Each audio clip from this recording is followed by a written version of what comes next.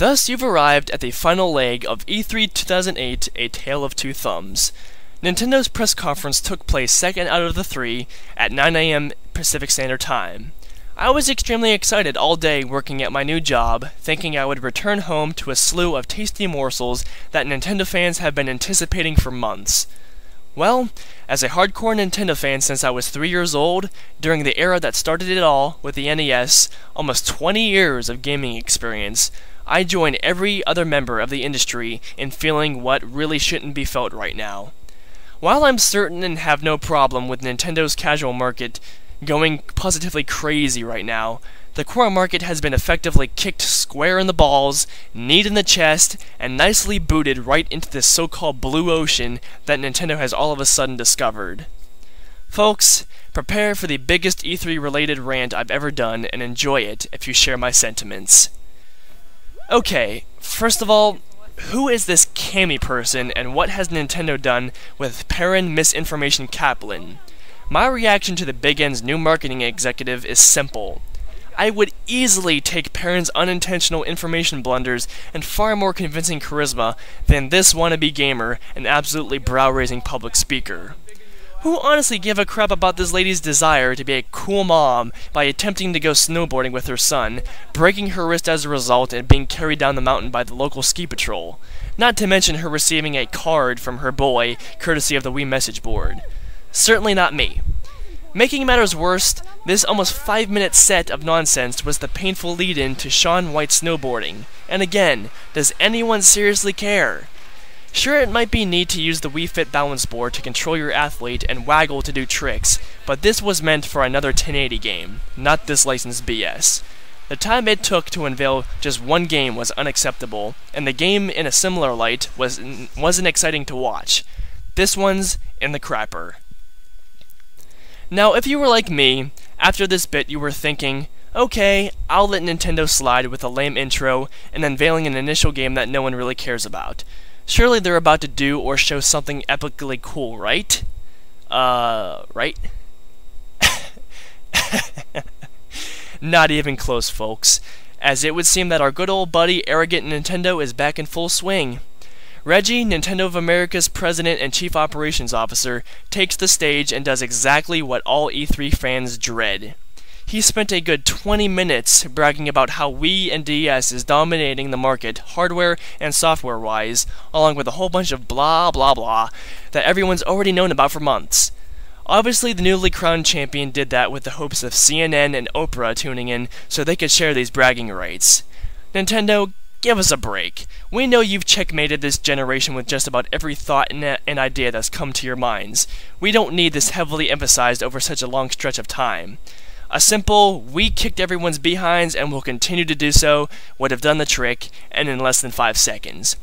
Congratulations obviously goes to their risky endeavors, but at the same time, the core was undoubtedly bored out of their minds at this point, or watching actual game footage from other companies. A massive letdown deserves an appropriate conclusion. Why it took almost a half hour just to finally show off one semi-core related game is nothing that my brain can possibly comprehend. Okay, so Animal Crossing City Folk is set to hit this fall with the same lame N64 graphics that we put up with 5 years ago, along with what everyone has expected as a proper functionality evolution of this franchise. The game attempted to hype Nintendo's answer to our voice chat once with Wii Speak, but I can't possibly be the only one wondering how that device is supposed to keep you from being annoyed by a room full of rambunctious, annoying children. Seriously, even if you're strictly with friends, what's stopping the inevitable background noise and the lot? Don't get me wrong, I like that Nintendo has finally addressed this, but Wii Speak seems to be more trouble than it's worth. But hey, at least Wi-Fi connection is being heavily supported, so you can send letters to your buddies and visit their towns pretty much whenever and enjoy all sorts of activities. It seems to be an overall meaningful step in the series, but from an audio-visual standpoint, it's pretty embarrassing. Thus, 1 star. But since I don't have one, it gets this. It's even more embarrassing that Reggie was so emphatic that Nintendo was showcasing just 3 Wii titles that have any remote chance of attracting the hardcore, heaven forbid. It was almost as if he was saying, we can't waste time appealing to our core market, so we'll be as brief as possible with this material. Thus, we're treated to footage of Star Wars The Clone Wars, Rayman Raving Rabbids TV Party, and Call of Duty World at War. These games look okay, but the sting of Reggie's tongue had already been done for anyone to really become excited at all. But hey, at least they showed us moderately intriguing DS software such as Guitar Hero On Tour Decades, well, at least on tour gameplay, Spore Creatures, which actually looks pretty cool, and the somewhat surprising Grand Theft Auto China Wars in purely logo form. Yeah, despite the lack of time dedicated to these games, I'll give Nintendo this one. After this though, the whole event took a 90-degree drop off the face of the earth.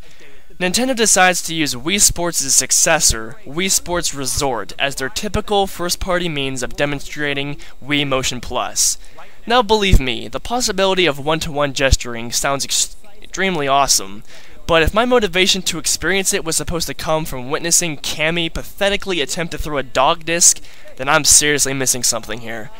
Even Reggie looked like a fool driving that jet ski, leaning back and forth as if he was trying to take advantage of his tall frame or something. Finally, and I must be really out of the loop on this one, but when did plastic sword fighting become a normal beach activity? I won't even go into how I felt about the people involved. I hope you're happy, casual market, but then again, I'm pretty sure they don't even know E3 exists. The final nail in the coffin comes in the light of an act that I seriously can't be convinced that the legendary Shigeru Miyamoto actually enjoyed doing. Wii Music is an interesting concept, but it's just another casual staple that allows people to put little, if any, effort into turning their Wii remote into an instrument. 50 different ones is pretty impressive, along with a 4-player simultaneous support, but if I'm ever subjected to the butchering of the Mario Bros. Theme like I was ever again, I'll stab my ears out myself. Again, I hope Nintendo is happy, and they undoubtedly are. Why shouldn't they be? Their blue ocean casual market is making them filthy rich again, not to mention understandably arrogant again. They know they had this market share generation wrapped up months ago, and the domination of both Wii and DS won't stop. And if you believe otherwise, then schedule a psychiatrist appointment. But in the same vein, the core Nintendo crowd feels more betrayed than ever, myself included. No Disaster, no Kid Icarus, no Punch-Out, no Zelda, no Mario, no storage solution, no new DS or remodel, absolutely nothing that would put a smile on our faces. Remember whenever they talked about that? Does Nintendo care? Well, if they do, then they have a strange way of showing it. They had their chance to comfort our troubled mindsets, and they failed in every regard, and now they will deal with the consequences. Folks, I hate to break it to you, but if you want the third-party experiences, it's time to shift our investments elsewhere. Keep your Wii for Nintendo software, though. We can always count on that. Or can we? Thus concludes Project COE's first ever video editorial. I'm once again staff writer Justin Joseph, and I sincerely hope that you were able to enjoy all my positive and negative reactions to this year's E3. I apologize for having to split this into 3 parts, but what was I to do?